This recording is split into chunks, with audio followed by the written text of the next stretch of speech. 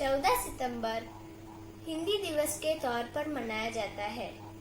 इस शुभ दिन की शुरुआत मैं धनश्री संतोष 8वीं कक्षा से तेरी है जमीन इस प्रार्थना गीत से शुरू करती हूँ। तेरी है जमीन तेरा आसमां, तू बड़ा मेहरबान, तू बख्शिश कर सभी का है तू, सभी तेरे खुदा मेरे, तू बख्शिश कर। तेरी है जमीन तेरा आसमां, तू बड़ा मेहरबान, तू बख्शिश कर सभी का है तू, सभी तेरे खुदा मेरे, तू बख्शिश कर। ओ तेरी मर्जी से मालिक हम इस दुनिया में आए हैं, तेरी मर्जी से मालिक हम इस दुनिया में आए हैं, तेरी रहमत से हम सब ने ये जिस्म और जान पाए हैं। तू अपनी नजर हम पर रखना, किस हाल में है ये खबर रखना। तेरी है जमीन तेरा आसमां, तू बड़ा मेहरबान, तू बख्शिश कर सभी का है तू, सभी तेरे खुदा मेरे, तू बख्शिश कर। तो चाहे तो हमें रखे, तू चाहे तो हमें मारे, तू चाहे तो हमें रखे, तू चाहे तो हमें मारे। ओ तेरे आगे झुका के सर खड़े हैं आज हम सारे, ओ सबसे बड़ी ताकत वाले, तू चाहे तो हर आफत टाले। तेरी है जमीन तेरा आसमां, तू बड़ा मेहरबान, तू बख्शिश कर सभी का है तू, सभी तेरे खुदा मेरे, तू बख्श।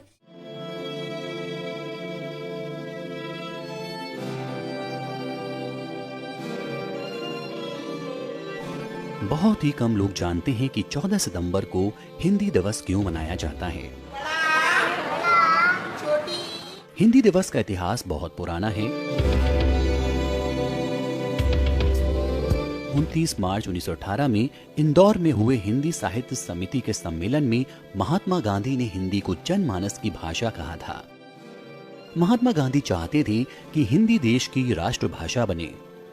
आजादी के बाद हिंदी को राष्ट्रभाषा का दर्जा दिलाने के लिए आंदोलन हुए, जिसमें काका कालेलकर, मैथिली शरण गुप्त, हजारी प्रसाद द्विवेदी, सेठ गोविंद दास जैसे नामी लोग शामिल थे।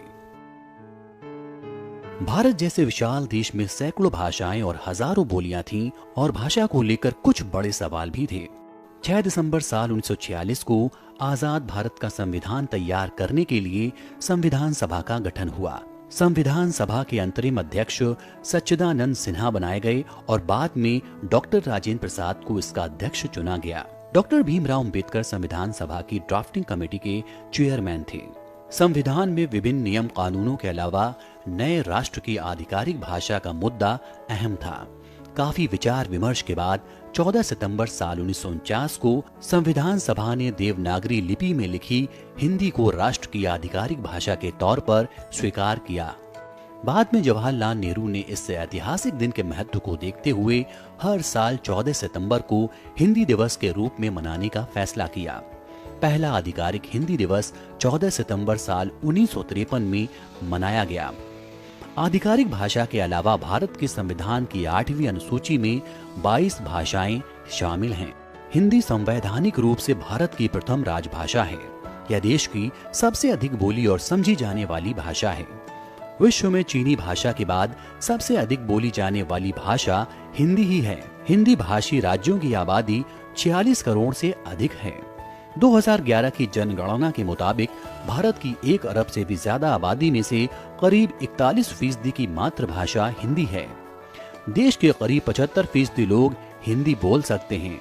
पूरी दुनिया में 80 करोड़ से ज्यादा लोग हिंदी बोलना और समझना जानते हैं। हिंदी भाषा राष्ट्र की भाषा, प्रजातंत्र की शास्त्र की भाषा। हिंदी भाषा राष्ट्र की भाषा, प्रजातंत्र की शास्त्र की भाषा। देवनागरी लिपि में भाषा, जन जन के मन की अभिलाषा। हिंदी भाषा राष्ट्र की भाषा, प्रजातंत्र की शास्त्र की भाषा। भारत की सारी भाषाएं इस भाषा की बहनी है। भारत की सारी भाषाएं इस भाषा की बहनी है। मुकुट राष्ट्रभाषा का सिर पर शोभित इसकी गहने है। पढ़े वही जो दिखे, सुने वही जो लिखे। पढ़े वही जो दिखे, सुने वही जो लिखे। ये विशेषता हिंदी ने पाई है। संपूर्ण राष्ट्र के जनमन में हिंदी से एकता आई है। हिंदी भाषा राष्ट्र की भाषा, प्रजातंत्र की शास्त्र की भाषा। विश्व के सारे ज्ञान है इसमें, जन जन के मन यही रवि। जन जन के मन यही रवि। मृदुल प्रतीक संगीत भरी, मन भावन पावन प्रीत भरी। मन भावन पावन प्रीत भरी। भारत की अक्षुण्ण एकता को हिंदी से मिली महत्ता। सच है एकता की प्रतीक हिंदी है।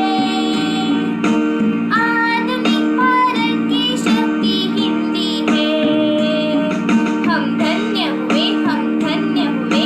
स्वतंत्रता संपन्न हुए, स्वतंत्रता संपन्न हुए।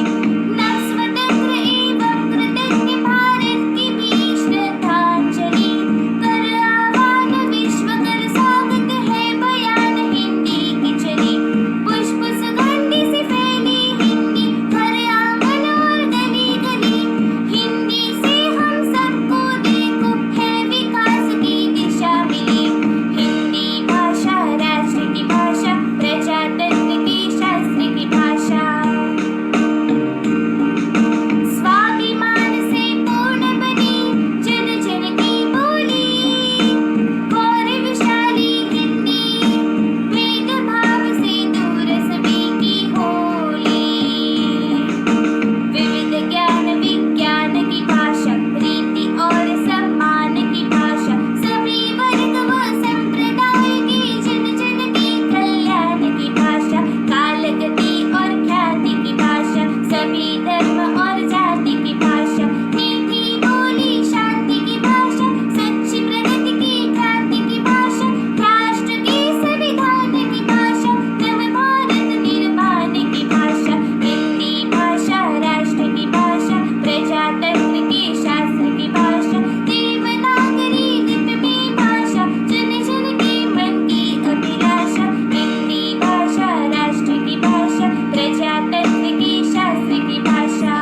मैं टिया जिग्नेश वटवानिया, कक्षा 10वीं अ की छात्रा, आज हिंदी दिवस के बारे में बात करने जा रही हूँ। सर्वप्रथम सभी गुरुजनों को मेरा आदरपूर्वक प्रणाम। हर वर्ष की भांति इस वर्ष भी प्रबुद्ध राष्ट्र 14 सितंबर को हिंदी दिवस मना रहा है। सर्वप्रथम हमें जरूरत है हिंदी दिवस को जानने की। भारत देश अनेक भाषाओं और वेशभूषाओं के होते हुए भी अनेकता में एकता का एक अनुपम उदाहरण है। हिंदी विश्व की प्राचीन, समृद्ध और सरल भाषा है। राष्ट्रपिता महात्मा गांधी ने हिंदी को जनमानस की भाषा कहा था। उन्होंने 1918 में आयोजित हिंदी साहित्य सम्मेलन में हिंदी को राष्ट्रभाषा बनाने के लिए कहा था। इसीलिए हिंदी भाषा को भारत के संविधान में 14 सितंबर 1949 को देवनागरी लिपि के साथ भारतीय गणतंत्र की औपचारिक भाषा माना गया था, जिसका जिक्र 26 जनवरी 1950 को पारित हुए भारतीय संविधान के भाग 17 के अनुच्छेद 343 में भारतीय संघ की राजभाषा के रूप में इसका स्वीकार किया गया है। इस महत्वपूर्ण निर्णय को हर क्षेत्र में कायम करने के लिए राष्ट्रभाषा प्रचार समिति के अनुरोध पर वर्ष 1953 से 14 सितंबर को हर वर्ष हिंदी दिवस के रूप में मनाया जाने लगा। लेकिन क्या हिंदी को सिर्फ राजभाषा तक ही सीमित रखना उचित है? जैसे हर बच्चा अपने माता पिता द्वारा बोली गई भाषा सीखता है, वैसे ही माँ भारती की धरा पर जन्मे अधिकतर बच्चे सर्वप्रथम हिंदी ही सुनते हैं। लेकिन कुछ क्षेत्रीय राष्ट्रवादियों के कारण हिंदी भाषा आज भी संघर्ष कर रही है। लोगों के बीच सिर्फ उन्हीं को पढ़ा लिखा माना जाता है जो अंग्रेजी बोल पाते हैं। मैं किसी भाषा के खिलाफ नहीं हूँ। हर भाषा का अपना महत्व होता है और हर किसी को ज्यादा से ज्यादा भाषाएं सीखनी भी चाहिए। लेकिन ताई चाची मौसी के लिए अपनी जननी माँ को भूल जाना, ये कहाँ का पढ़ा लिखा होना है। दुख की बात तो ये है, हमें अपने ही देश में अपनी ही भाषा का प्रचार एवं प्रसार करने के लिए यह दिवस मनाना पड़ रहा है। सरकारी दफ्तरों में भी हिंदी दिवस सप्ताह आयोजित करना पड़ रहा है। तो चलिए हिंदी भाषा को उसका उचित सम्मान दिलाएं। हिंदी है हम, वतन है हिंदुस्तान हमारा। हिंदी है हम, वतन है हिंदुस्तान हमारा। देवनागरी है लिपि जिसकी, हर शब्द है प्यारा। ऐसी है मेरी हिंदी भाषा, ऐसी है मेरी हिंदी भाषा। धन्यवाद।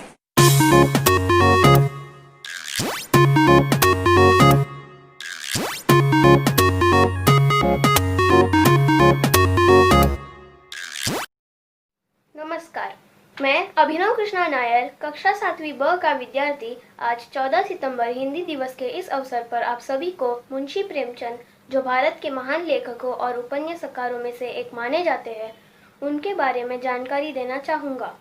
धनपत राय श्रीवास्तव, जो प्रेमचंद नाम से जाने जाते हैं, वो हिंदी और उर्दू के सर्वाधिक लोकप्रिय उपन्यासकार, कहानीकार एवं विचारक थे। प्रेमचंद का जन्म 31 जुलाई 1880 को वाराणसी जिले के लम्ही गांव में हुआ था। उनकी माता का नाम आनंदी देवी तथा पिता का नाम मुंशी अजय राय था। प्रेमचंद की आरंभिक शिक्षा फारसी में हुई।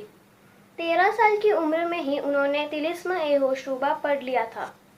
1898 में मैट्रिक की परीक्षा उत्तीर्ण करने के बाद वे एक स्थानीय विद्यालय में शिक्षक नियुक्त हो गए। नौकरी के साथ ही उन्होंने पढ़ाई जारी रखी। 1919 में बीए पास करने के बाद वे शिक्षा विभाग में इंस्पेक्टर पद पर नियुक्त हुए। 1921 में असहयोग आंदोलन के दौरान सरकारी नौकरी से त्यागपत्र देने के बाद वे पूरी तरह साहित्य सृजन में लग गए। मर्यादा, माधुरी आदि पत्रिकाओं में वे संपादक पद पर कार्यरत रहे। प्रेमचंद के साहित्यिक जीवन का आरंभ 1901 से हो चुका था। आरंभ में वे नवाब राय के नाम से उर्दू में लिखते थे। 1908 में उनका पहला कहानी संग्रह सोचे वतन प्रकाशित हुआ।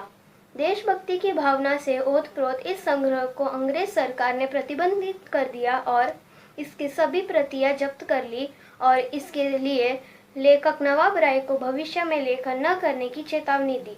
इसके कारण उन्हें नाम बदलकर प्रेमचंद नाम से लिखना पड़ा। उनका यह नाम दया नारायण निगम ने लिखा था। प्रेमचंद नाम से उनकी पहली कहानी बड़ी घर की बेटी 1910 में प्रकाशित हुई। 1918 में उनका पहला हिंदी उपन्यास सेवा सदन प्रकाशित हुआ। उन्होंने लगभग 300 कहानियां तथा 1.5 दर्जन उपन्यास लिखे। 1906 से 1937 के बीच लिखा गया प्रेमचंद का साहित्य इन 30 वर्षों का सामाजिक एवं सांस्कृतिक दस्तावेज है।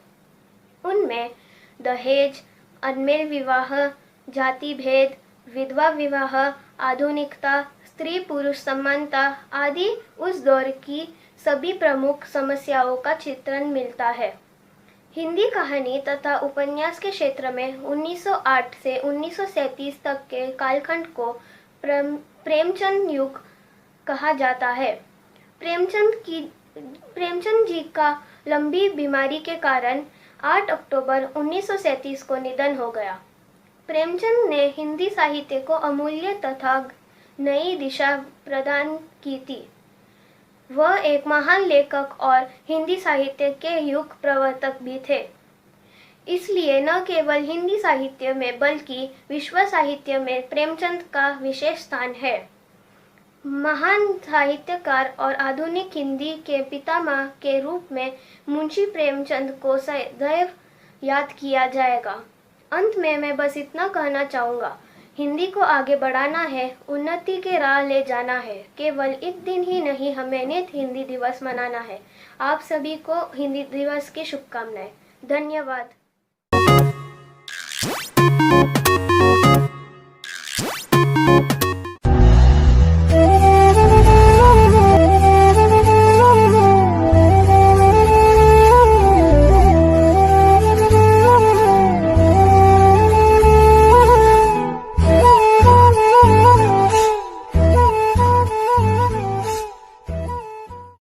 नमस्ते। आज मैं खुशी शैलेंद्र मिश्रा, कक्षा 10वीं की एक छात्रा, आपको कुछ ऐसे लेखक और कवि के नाम बताना चाहूंगी जिन्हें पुरस्कार रूपी सम्मान दिया गया है। शुरू करते हैं ज्ञानपीठ पुरस्कार के विजेताओं से। 1963 में सुमित्रा नंदन पंत, 1972 में रामधारी सिंह दिनकर, 1978 में साचिदानंद हीरानंद, 1982 में महादेवी वर्मा, 1992 में नरेश मेहता, 1999 में निर्मल वर्मा, 2005 में कुंवर नारायण, 2009 में अमरकांत, 2013 में केदारनाथ सिंह। आगे बढ़ते हैं उनकी तरफ जिनको पद्म भूषण से सम्मानित किया गया है। सन 1954 में अमरनाथ झा और मैथिली शरण गुप्त, सन 1956 में महादेवी वर्मा, सन 1947 में हजारी प्रसाद द्विवेदी, सन 1958 में सूर्य नारायण व्योम, सन 1960 में शिवपूजन सहाय, सन 1965 में वृंदावन वर्मा, सन 1971 में भागवती चरण वर्मा, सन 1941 में अमृतलाल नागर। आगे बढ़ते हैं उनकी तरफ जिनको पद्मश्री से सम्मानित किया गया है। सन 1982 में गौरापंत शिवानी, सन 1983 में रघुवीर मिश्रा शरण, 2009 में डॉक्टर रविंद्रनाथ श्रीवास्तव, 2004 में डॉक्टर रामशंकर शाह, 2007 में गिरिराज किशोर, 2010 में गोविंद चंद्र पांडे और जानकी वल्लभ शास्त्री। धन्यवाद। सुप्रभात, सबको मेरा प्रणाम। आज इस हिंदी दिवस के अवसर पर मैं संत कबीर जी के बारे में कुछ शब्द कहना चाहती हूँ। संत कबीर भारत के महान कवि और समाज सुधारक थे। कबीरदास के नाम का अर्थ महानता से है, अर्थात वे भारत के महानतम कवियों में से एक थे। कहा जाता है कि संत कबीर दास जी निरक्षर थे, अर्थात वे पढ़े लिखे नहीं थे, लेकिन अन्य बच्चों से एकदम अलग थे। गरीबी की वजह से उनके माता पिता उन्हें मदरसे में नहीं भेज सके, इसीलिए संत कबीरदास जी किताबी विद्या नहीं ग्रहण कर सके। संत कबीरदास जी ने खुद ग्रंथ नहीं लिखे, वे उपदेशों को दोहों के मुंह से बोलते थे, जिसके बाद उनके शिष्यों ने उसे लिख लिया। संत कबीरदास जी के बारे में कहा जाता है कि वह जन्म से ही मुसलमान थे। जब वे स्वामी रामानंद के प्रभाव में आए तब उन्हें हिंदू धर्म का ज्ञान हुआ था। इसके बाद उन्होंने स्वामी रामानंद को अपना गुरु बना लिया। कबीरदास जी किसी धर्म को नहीं मानते थे, बल्कि वे सभी धर्मों की अच्छे विचारों को आत्मसात करते थे। कबीरदास जी का विवाह वनखेड़ी बैरागी की कन्या लोई के साथ हुआ था। कबीरदास जी के बेटे का नाम कमाल और बेटी का नाम कमाली था। संत कबीरदास जी को कई भाषाओं का ज्ञान था। वे साधु संतों के साथ भ्रमण पर जाते रहते थे, इसीलिए उन्हें कई भाषाओं का ज्ञान हो गया था। संत कबीर जी ने गुरु का स्थान भगवान से बढ़कर बताया था। संत कबीरदास हमेशा सत्य बोलने वाले निडर व्यक्ति थे। वे कटु सत्य बोलने में भी हिचकिचाते नहीं थे। वे अपने उपदेशों से समाज में बदलाव करना चाहते थे और समस्त मानव को जीवन के सही मार्ग पर चलने की प्रेरणा भी देते थे। संत कबीरदास जी ने धर्म, भारतीय संस्कृति और जीवन से जुड़ी कई अहम मुद्दों को बेहद आसान भाषा में लिखा है। कबीरदास जी की वाणी बिजक के नाम से मशहूर है। कबीरदास जी ने अपने लेखन से सामाजिक भेदभाव और आर्थिक शोषण के खिलाफ विरोध किया है। संत कबीर मानते थे कि अगर प्यार के केवल 2.5 अक्षर पढ़ ले, अर्थात प्यार का वास्तविक रूप पहचान ले, तो वही सच्चा ज्ञानी होगा। पोथी पढ़ी पढ़ी जग मुआ, पोथी पढ़ी पढ़ी जग मुआ, पंडित भया ना कोई 2.5 आखर प्रेम का, पंडित भया ना कोई 2.5 आखर प्रेम का, पढ़े सो पंडित हो, पढ़े सो पंडित हो।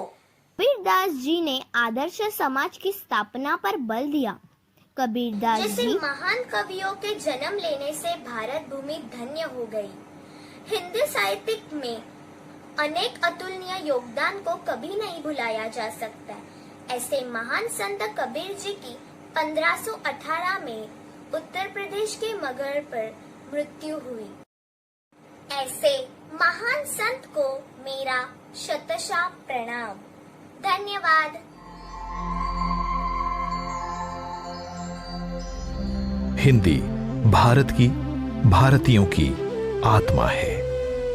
हिंदी पूरी दुनिया में भारत की आन बान और शान है।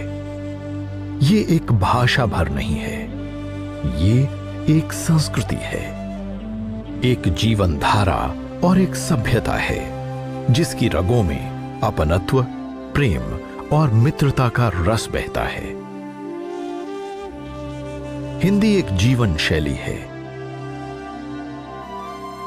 हिंदी ज्ञान का एक ऐसा सूर्योदय है जिसकी दैदीप्य वेला में शब्दों के शिल्पियों ने नित नूतन वितान बुने हैं। हिंदी हमारी है और हमें गर्व है कि हम हिंदुस्तानी हैं। हिंदी शब्द की उत्पत्ति संस्कृत भाषा के शब्द सिंधु से हुई है और सिंधु का शाब्दिक अभिप्राय नदी से है। अतः भारत के आसपास के समूचे क्षेत्र को सिंधु कहकर पुकारा जाता था। प्राचीन भारत, जिसकी सीमाएं अफगानिस्तान और काबुल से भी आगे तक विस्तीर्ण थीं, उसका ईरान के साथ गहरा और निकट का संबंध था। ईरान की प्राचीन भाषा अवेस्ता में स शब्द को ह की ध्वनि से उच्चारित किया जाता था। अतः स्वाभाविक रूप से सिंधु शब्द को वहां के लोग हिंदू कहकर उच्चारित करते थे। ईरान में ये शब्द हिंदू, हिंदी और हिंद तीनों ही रूपों में प्रयोग किए जाने के प्रमाण मिलते हैं। कालांतर में हिंद शब्द पूरे भूभाग और यहां के निवासियों के लिए प्रयुक्त किया जाने लगा। भारत के लिए वाचक बने शब्द हिंद में ईरानी भाषा का एक प्रत्यय लगने से हिंदिक, हिंदीक बना, जिसका तात्पर्य था हिंद का। यूनानी शब्द इंदिका या अंग्रेजी शब्द इंडिया आदि इसी हिंदीक के विकसित रूप हैं। यही हिंदीक शब्द अरबी से होता हुआ ग्रीक में इंदिके, इंदिका, लैटिन में इंडिया तथा अंग्रेजी में इंडिया बन गया। अरबी एवं फारसी साहित्य में हिंदी में बोली जाने वाली भाषाओं के लिए ज़बान-ए हिंदी पद का उपयोग हुआ है। भारत आने के बाद मुसलमानों ने ज़बान-ए हिंदी, हिंदी जुबान अथवा हिंदी का प्रयोग दिल्ली, आगरा के चारों ओर बोली जाने वाली भाषा के अर्थ में किया। सामान्यतः भाषा को बहते नीर की संज्ञा दी जाती है। 1000 से भी अधिक वर्षों से बह रही हिंदी की गंगा में संस्कृत, पाली, प्राकृत, अंग्रेजी, अरबी, फारसी, पुर्तगाली, फ्रेंच आदि अनेक भाषाओं के शब्दों की धाराएं आकर मिलती गईं और इसने सभी को मुक्त हृदय से आत्मसात भी किया। हिंदी का इतिहास लगभग 1000 वर्ष पुराना है। हिंदी भाषा के लिए हिंदी शब्द का प्राचीनतम प्रयोग शरफुद्दीन यज़दी के जफरनामा में सन 1424 ईस्वी में मिलता है। जब इतिहासकार यज़दी ने जफरनामा लिखा, तब तक हिंदी अपने वर्चस्व के पथ पर आरूढ़ हो चुकी थी। 12वीं शताब्दी के उत्तरार्ध में प्रसिद्ध हो चुके शायर अमीर खुसरो की रचनाओं में हिंदी शब्दों के प्रभाव को स्पष्ट देखा जा सकता है। खुसरो बाजी प्रेम की, मैं खेलूं पी के संग, जीत गई तो पिया मोरे, हारी पी के संग। हिंदी के विकास की यात्रा अमीर खुसरो के महती योगदान के बिना अधूरी ही रहेगी। उन्होंने हिंदी के उत्थान में अतुलनीय योगदान दिया। अबुल हसन अमीर खुसरो 14वीं सदी के आसपास दिल्ली के पास रहने वाले एक प्रमुख कवि, गायक और संगीतकार थे। खुसरो को हिंदी खड़ी बोली का पहला लोकप्रिय कवि माना जाता है। वो अपनी पहेलियों और मुकरियों के लिए जाने जाते हैं। सबसे पहले उन्होंने ही हिंदी भाषा हिंदवी का उल्लेख किया था। वो फारसी के कवि भी थे। उनको दिल्ली सल्तनत का आश्रय मिला हुआ था। उनके ग्रंथों की सूची लंबी है। उनकी रचनाएं कालजयी हैं, जो सदियों उपरांत आज भी प्रासंगिक बनी हुई हैं।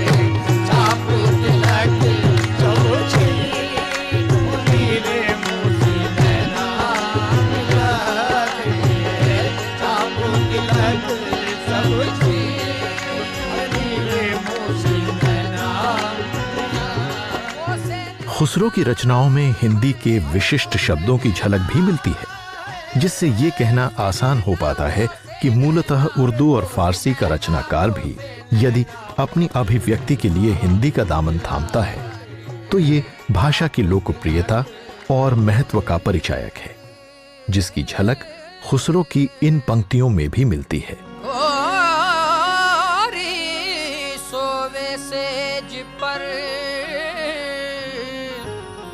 और मुख पर डारे केस, गोरी सोवे सेज पर और मुख पर डारो केस। चल खुसरो घरवा अपने, सो सांझ भई चौदे। कोई भी भाषा अपने विकास के क्रम में विभिन्न पड़ावों से गुजरती है। हिंदी भी इसकी अपवाद नहीं थी। हिंदी शब्दावली में मुख्यतः 2 वर्ग हैं, तत्सम शब्द और तद्भव शब्द। तत्सम शब्द वो शब्द हैं जिनको संस्कृत से बिना कोई रूप बदले ले लिया गया है, जैसे अग्नि, दुग्ध, दंत, मुख। जबकि तद्भव शब्दों के अंतर्गत ऐसे शब्द आते हैं जिनका जन्म तो संस्कृत या प्राकृत भाषा में हुआ था, लेकिन उनमें काफी ऐतिहासिक बदलाव आया है, जैसे आग, दूध, दांत, मुंह आदि। इसके अतिरिक्त हिंदी में कुछ देशज शब्द भी प्रयुक्त होते हैं। देशज का अर्थ है जो देश में ही उपजा या बना हो, जो न तो विदेशी हो और न ही किसी दूसरी भाषा के शब्द से बना हो। भरत मुनि ने अपने ग्रंथ नाट्य शास्त्र में उन शब्दों को देशी कहा है जो संस्कृत के तत्सम एवं तद्भव रूपों से भिन्न हैं। अंग्रेजी के मूल शब्द लगभग 10,000 हैं, जबकि हिंदी के मूल शब्दों की संख्या 2.5 लाख से भी ज्यादा है। हिंदी का क्षेत्र विशाल है तथा हिंदी की अनेक बोलियां यानी उपभाषाएं हैं। हिंदी की बोलियों में प्रमुख हैं अवधी, ब्रिजभाषा, कन्नौजी, बुंदेली, बघेली, भोजपुरी, हरियाणवी, राजस्थानी, छत्तीसगढ़ी, मालवी, झारखंडी, कुमाऊनी, मगही आदि। मिश्रित भाषा और बोलियों में अनेक ऐसी कालजयी रचनाओं का जन्म हुआ जिन्होंने पूरे विश्व में भारतीय भाषा और संस्कारों का लोहा मनवाया। तुलसीदास कृत रामचरितमानस एक ऐसा ही ग्रंथ है जो भाषा और धर्म दोनों के लिए एक सेतु बनकर उभरा। अहिंदी भाषी व्यक्तियों ने इसे हिंदी सीखने का माध्यम माना तो हिंदी के जानकारों के लिए इस ग्रंथ का एक एक पद जीवन मार्ग को प्रकाशित करने का ज्योतिपुंज बना। हिंदी साहित्य के सागर में एक से एक बहुमूल्य रत्नों ने इसकी शब्द संपदा को और भी अधिक समृद्ध किया।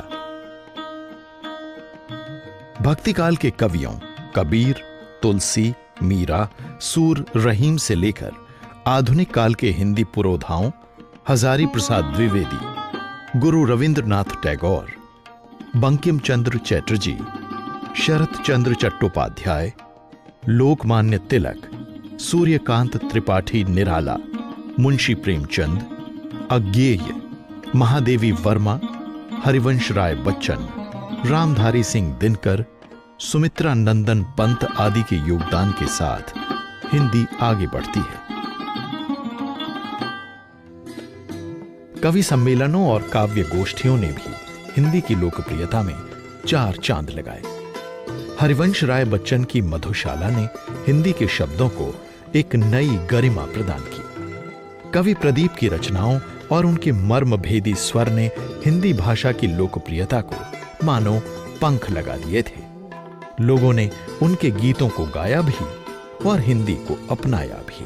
जग की अजब तस्वीर देखी, एक हंसता है 10 रोते हैं। मुखड़ा देख ले प्राणी जरा दर्पण में हो, देख ले कितना पुण्य है कितना पाप तेरे जीवन में, देख ले दर्पण में।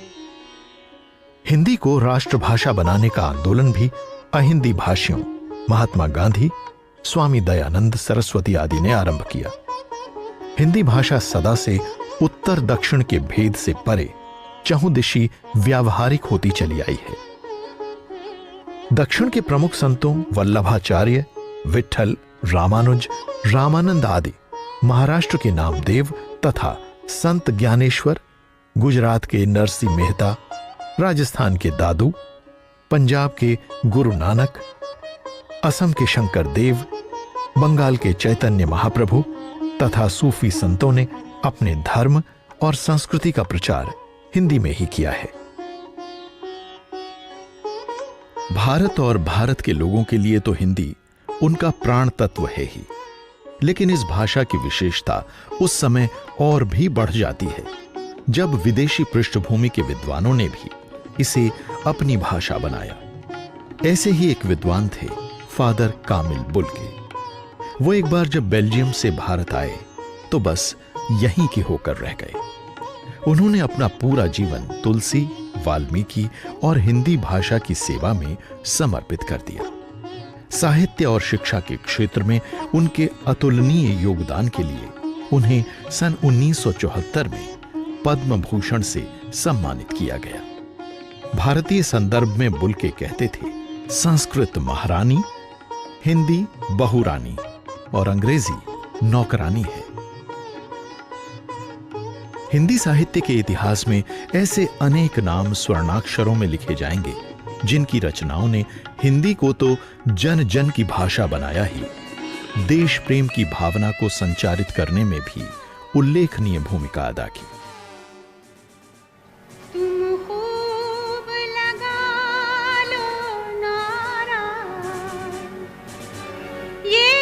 शुभ दिन है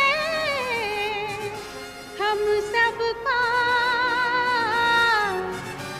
लहरा लो तिरंगा प्यारा, पर मत भूलो सीमा पर वीरों ने है प्राण गंवाए,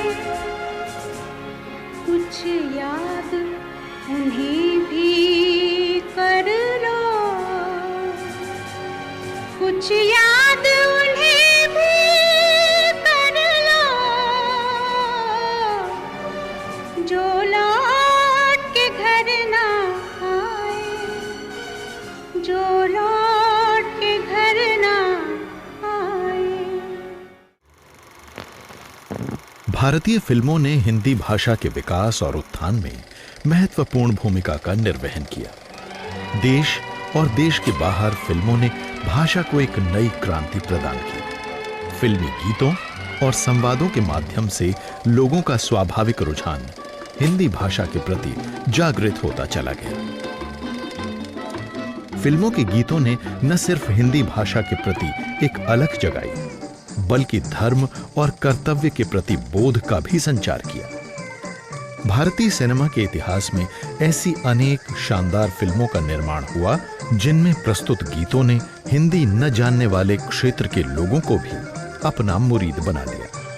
राज कपूर की फिल्म श्री 420 का गीत मेरा जूता है जापानी देश की सरहदों को लांघकर सुदूरवर्ती देशों में जब बजा तो साथ ही साथ हिंदी का डंका भी बजा। मेरा जूता है जापानी ये पतलून इंग्लिस्तानी, सर पे लाल टोपी रूसी फिर भी दिल है हिंदुस्तानी। मेरा जूता है जापानी ये पतलून इंग्लिस्तानी, सर पे लाल टोपी रूसी फिर भी दिल है हिंदुस्तानी। मेरा जूता है जापानी। फिल्मों ने हिंदी भाषा के उत्थान में सभी तरह से योगदान दिया। मुहावरे हों या पहेलियां, जब इन्हें फिल्मों में चित्रित किया गया तो ये जन जन की वाणी बनकर बह निकली।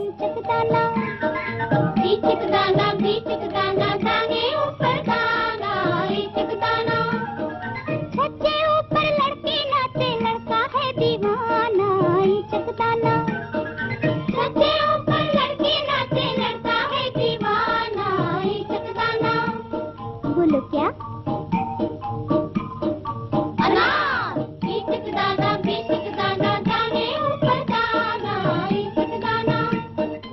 हिंदी के विषय में अनेक लोगों की ये अवधारणा रहती है कि ये काफी क्लिष्ट है। यहां भी फिल्मी गीतों ने अपनी लोकप्रियता और वर्चस्व के कारण इस बात को झुठला दिया। अनेक गीत ऐसे हैं जो जब आज भी बजते हैं तो किसी भी भाषा और प्रांत का व्यक्ति क्यों ना हो, वो ठगा सा खड़ा होकर उन्हें सुनता रह जाता है। हरी वसुंधरा पे नीला नीला ये गगन, जिस पे बादलों की पालकी उड़ा रहा पवन। दिशाएं देखो रंग भरी, दिशाएं देखो रंग भरी, चमक रही उमंग भरी। ये किसने फूल फूल पे, ये किसने फूल फूल पे किया सिंगार है। ये कौन चित्रकार है, ये कौन चित्रकार, ये कौन चित्रकार है, ये कौन चित्रकार है, ये कौन चित्रकार। भाषा सिर्फ संवाद का ही माध्यम भर नहीं है, ये मन के अंतरतम परकोटे से संबंधों को झांकने की विधि भी है। कई बार जो किसी भी तरह अभिव्यक्त नहीं हो पाता, उसे चंद शब्द अत्यंत सहजता से कह देते हैं। गोली गोली बेंजनियां सपनों में तले, इतने में मोर पंख परस हुआ। कहाँ पिछुआरी, जरा इसे तो बता रे। गालों पर बालों पर ना ना, इतने में मोर पंख परस हुआ। पलकों पर जादू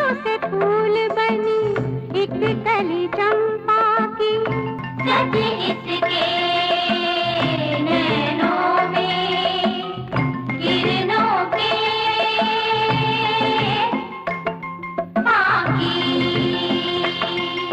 जीवन संघर्ष से थककर मानवीय मन जब समय के थपेड़ों को सहता हुआ एक सशक्त संबल खोज रहा होता है, तब कई बार भाषा का प्रवाह उसे उसके गंतव्य तक पहुंचाने में बड़ा सहायक सिद्ध होता है। रुक जाना नहीं तू कहीं हार के, कांटों पे चल के मिलेंगे साए बहार के। ओ राही ओ राही ओ राही ओ राही।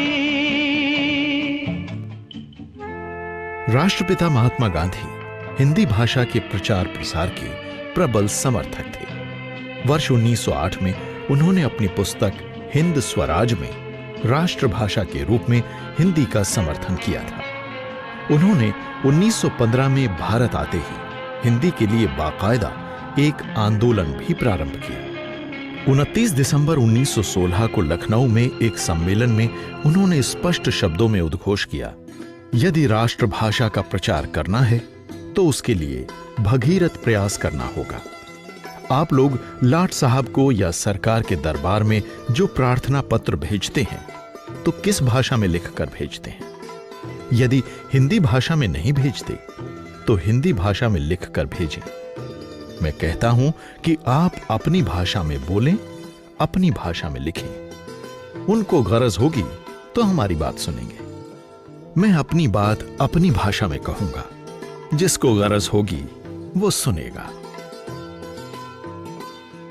जब देश स्वतंत्र हो गया और उसी दिन 15 अगस्त 1947 को महात्मा गांधी का साक्षात्कार करने बीबीसी लंदन का एक रिपोर्टर पहुंचा, तो गांधी जी का संदेश था, दुनिया से कह दो गांधी अंग्रेजी नहीं जानता। भारत में प्रतिवर्ष 14 सितंबर को हिंदी दिवस का आयोजन किया जाता है। इसी दिन सन 1949 में हिंदी को राजभाषा घोषित करने वाली धारा संविधान में स्वीकृत की गई थी। हिंदी के वैश्विक उत्थान के लिए प्रथम विश्व हिंदी सम्मेलन 10 से 12 जनवरी 1975 को नागपुर, भारत में आयोजित किया गया था। इसीलिए हर साल 10 जनवरी का दिन अंतर्राष्ट्रीय हिंदी दिवस के रूप में मनाया जाता है। अब से पूर्व 9 विश्व हिंदी सम्मेलन हो चुके हैं।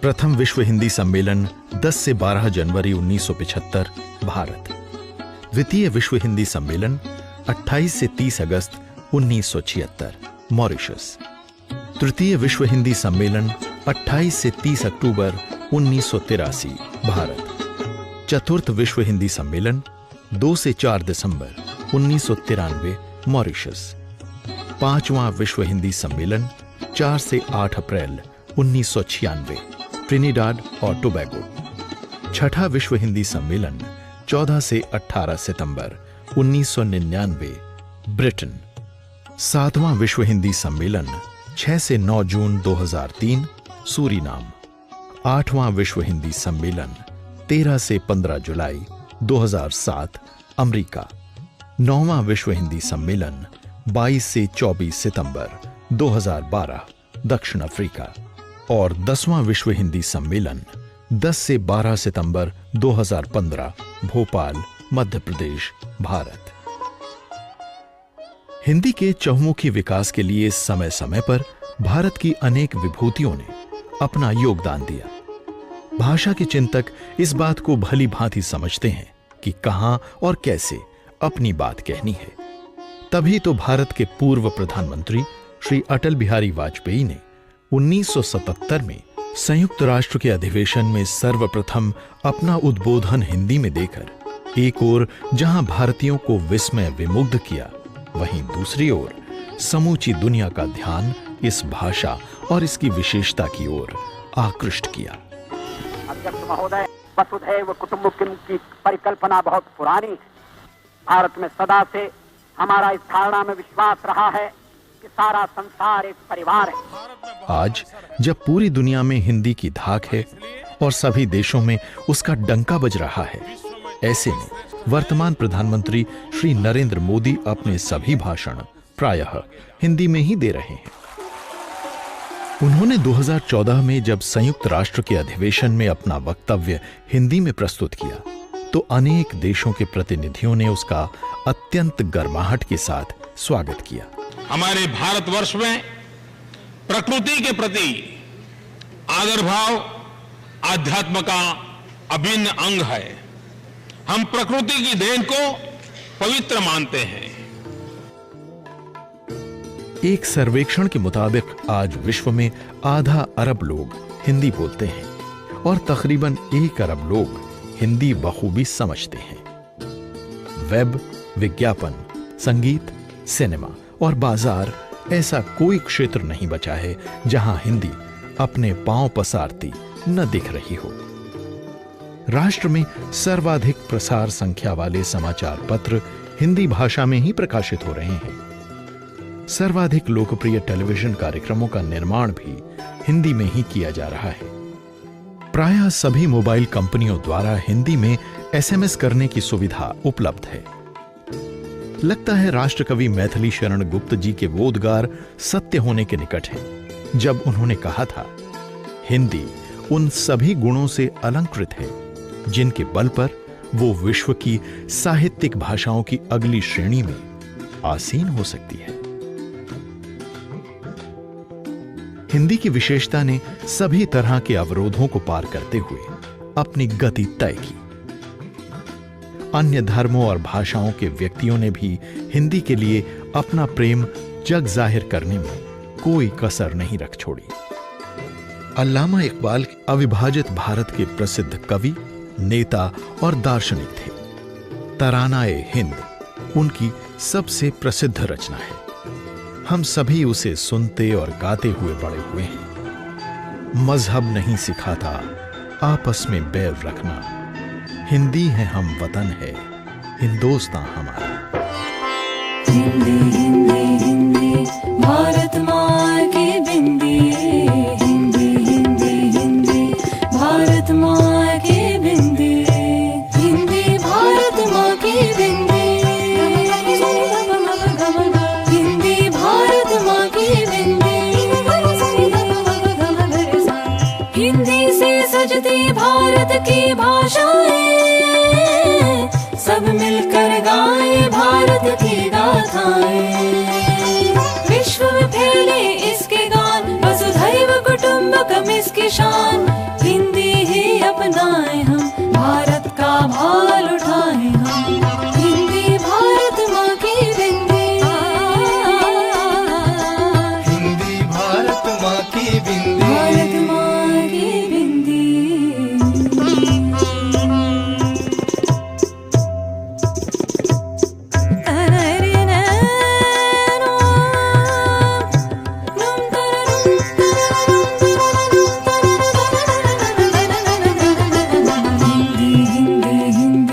भगनी कहलाए हिंदी, हिंदी हिंदी हिंदी भारत का मान बढ़ाए हिंदी। तकिट तकिट तकिट तकिट तक दिमी तुम ता ता ता।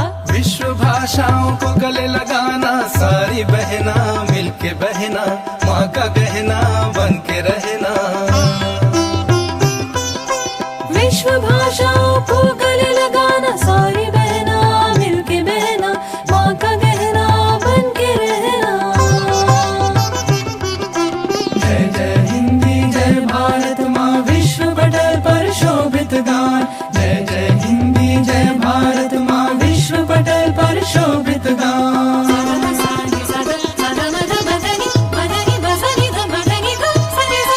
सात समंदर मसी करे, लेखनी सब बन राई, सब धरती का गद करे, हिंदी गुण लिखा न जाई। सब मिल गाए हिंदी गान, हिंदी गान, हिंदी गान, हिंदी गान। विश्व में